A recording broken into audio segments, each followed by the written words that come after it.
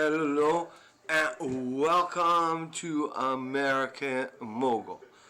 Today we are going to discuss the housing market and how it really works, because I have not seen anyone on YouTube that even understands how housing prices go up and down. Yeah. So understand first that when you buy a home, your name may go on the title, but the owner is the bank.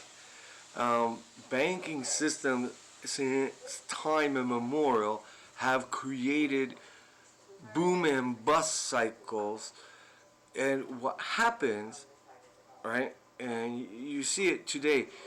We'll discuss the U.S. housing market. 30-year jumbo mortgage is around 2.7, yeah, roughly. A little bit more in some places, a little bit less, depending on the scale of the bank, right? But what important to understand, in that contract, it specifies collateral balance. You may think you are getting 2 point. We'll make rounding numbers a bit easy, and I'll give some background.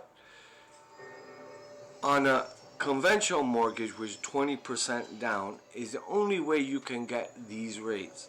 So we're going to use 3% as an example. So if you have 10% down, you have to pay 4%, right? And if you have 5% down, you have to pay 5%.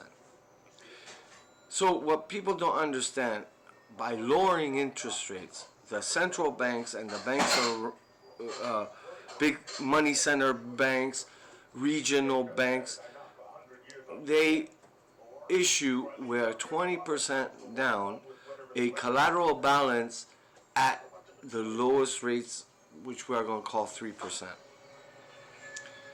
That will happen for a number of years, yeah? Every time interest rates go down 1%, property values go up about 15 to 20%. That's normally the case, because you have to factor in what does a percentage do to your payments over 25 or 30 years. And since we're talking about jumbo mortgage, it's 30 years. So a 1% decrease over 30 years is basically 15 to 20% rise in the value of home. Now, most of this that happens in the short term, like is happening now, is superfluous to the actual value of a home, which you can find in the city, county amortization rolls. Yeah. So over the course of 2, 3, 4 years, interest rates attempt to normalize, which means they just go up. And normal interest rates for a 30-year jumbo mortgage should be around 5-6%. Remember the 1 to 15-20% rule, right? So we're going to use 200,000 as a base case for a house, and in most cases you can judge that by what the average family income is compared to the market, which should be 1.5 to 3 times the family income. So if family income is 100,000, housing prices should be between 150,000 and 300,000. When you get into 4, 5, 6 times, that's just you are becoming a slave to the mortgagor. Yeah, you are the mortgagee, and even though your name is on title, the banks own your house. So over time, rates go up and property values go down. And this is what has happened in the past.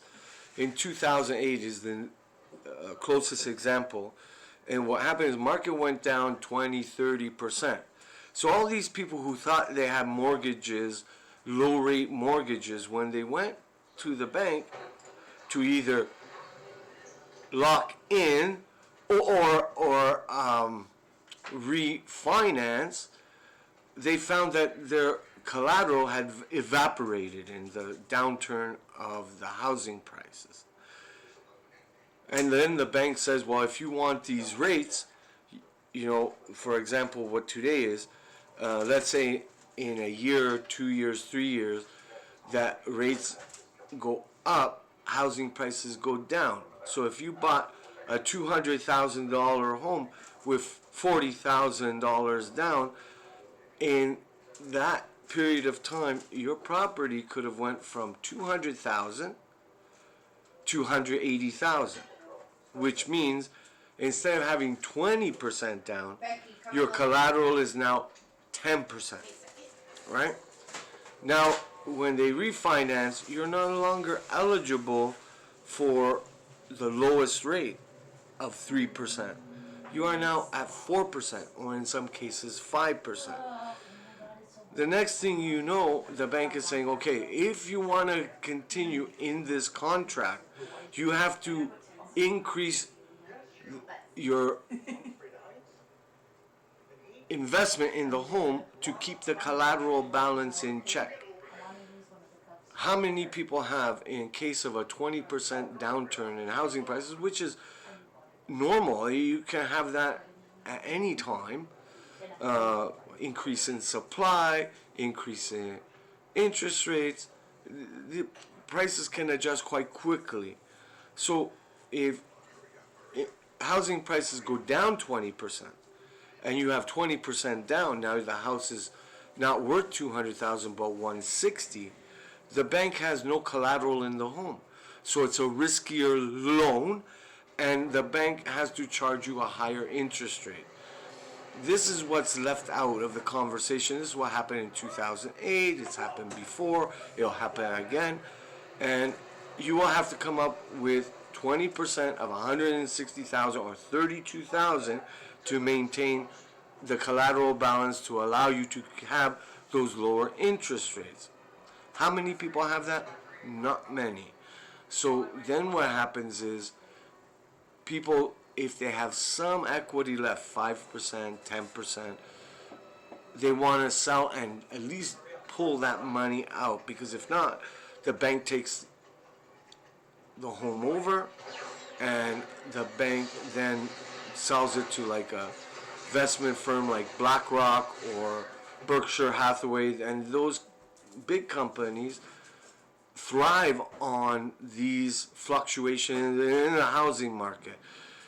Those companies have hundreds of thousands of homes that they have purchased out of foreclosure or short sales from banks, power of sale. Yeah. So what you have to worry about is an increase of supply or increase of interest rates, which would then lead to your collateral balance decreasing, and the bank then, because all the flexibility in a mortgage is written by the banks is for the banks. You have zero protection. The bank can come to you at any time and increase interest rates and put pressure. And that's how they make money. Banks are in the business of making money. That's where all the money's kept in the bank. That's where all the money's made in the bank. And they also have control of the stock market, but that's for another time. And these type of things people are not ready for. So when the next housing crisis comes, it's going to be, and has always been, bank driven. The banks initiate these crises, and all it is a wealth transfer. Banks are only in it for the money. They don't care about you, they don't care about me, they don't care about anyone. So how is the next housing crisis going to come? It's already underway, because if you look at the 10-year rate, it's climbing. There's yield curve steepening, and banks are now allowed more flexibility from the Federal Reserve. The Federal Reserve owns a third of all mortgage-backed securities. They own that and more of commercial and retail mortgages, and it only be a matter of time when everybody's on one side of the fence, they're going to take the other side of the fence, and wealth will be transferred. Wealth is never destroyed, they just take it from the average person who's trying to make a living, trying to feed, clothe, and shelter their family. I can get into more detail, but I'm trying to keep it as simple as possible because the most important thing you gotta watch is collateral balance of a mortgage.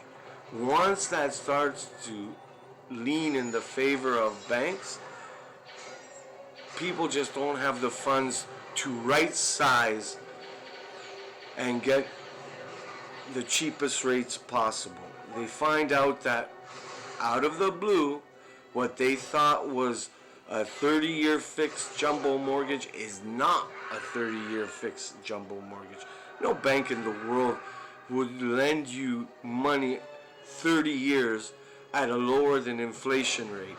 They have it in the contract that can be adjusted at any time by the bank depending on the situation, and the number one situation is collateral balance.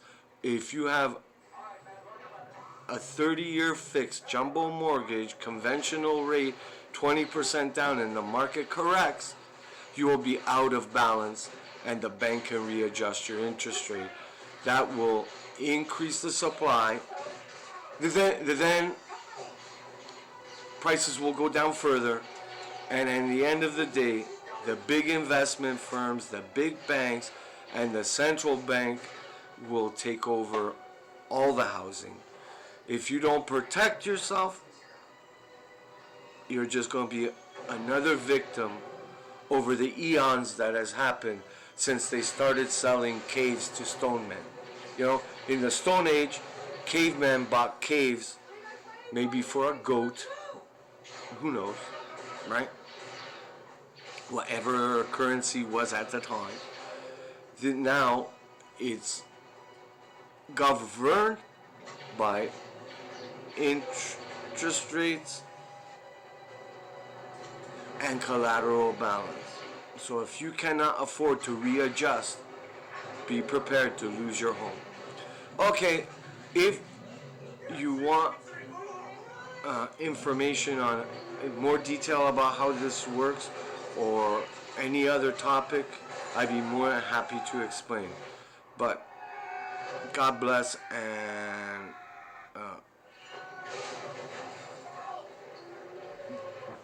I don't know. How do you turn this off? I don't know.